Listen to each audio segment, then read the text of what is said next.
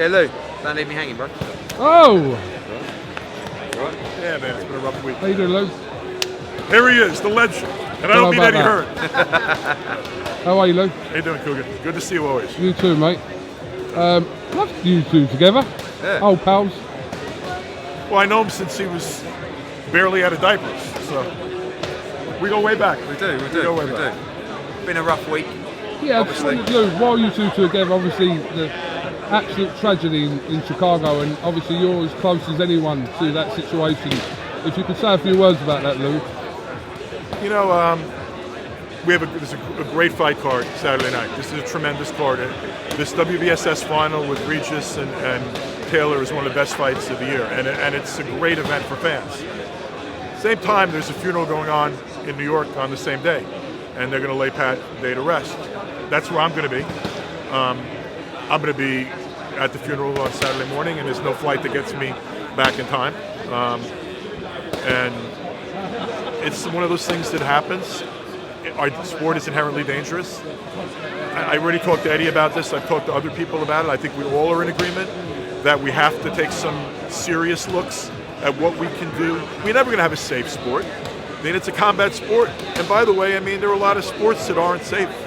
And there's an assumption of risk by the great warriors that get in this ring, man. They're assuming great risk because it's in their heart and they do it to entertain us. We have an obligation to try to make it somewhat safer. We can't make it safe, but we can make it safer. And I think lately there's been a bunch of tragedies, right, one after one.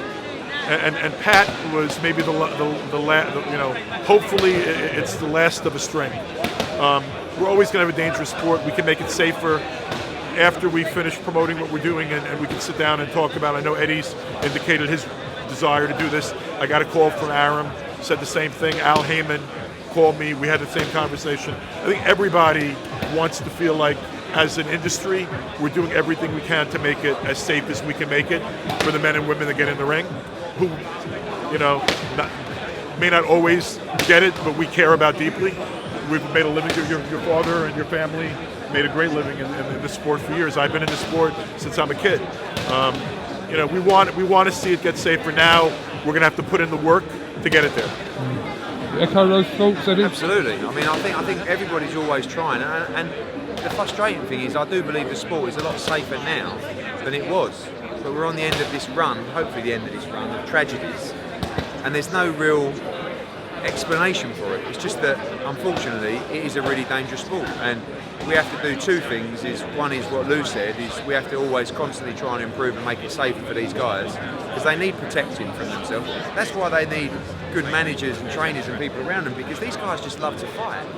You know, we talk about, it's like Dave Allen the other day. If it was left to Dave Allen, he would fight anybody for any amount of money. But we have to make sure they're guided right. We have to make sure that things are as safe as possible.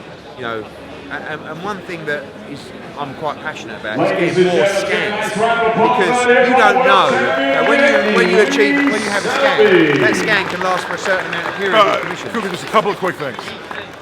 Before any fighter gets his license, whether it's in the UK or in the States or anybody place on earth, there should be a scan that has to be taken before he gets that first professional license, so that there's something to compare those later scans to. Most young people don't have a scan for no reason. The way we do it in the UK is that the scans are compared.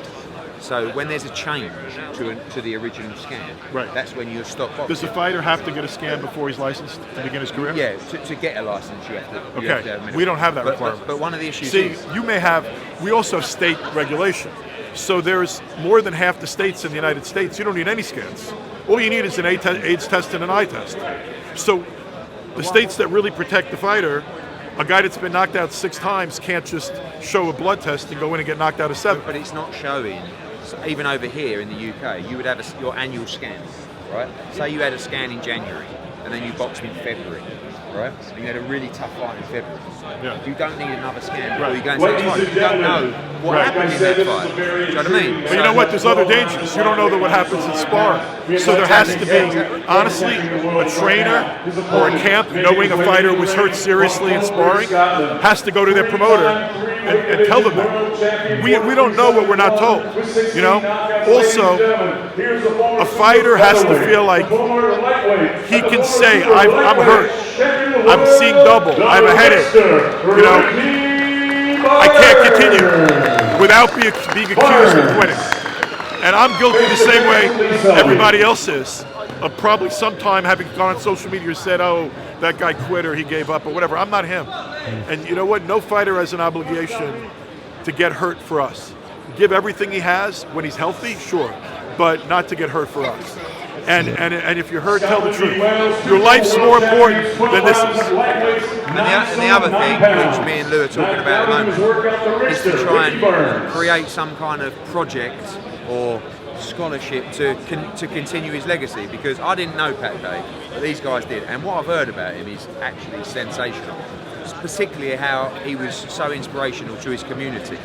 And I think that is Pat Day's not a typical guy who had a wife and children and this kind of stuff. He came from a great family and he didn't need to box, but he loved the sport. If you watch his last speech at the press conference, he said just that, "I love this sport." You know, And he also said, "My greatest desire is we all put on a great show, we fight to the best of our abilities, and we all go home to our families." And he didn't go home to his family. And that's really sad.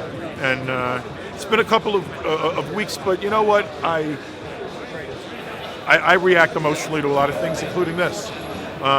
But I do believe that our sport has also saved more lives than it's cost.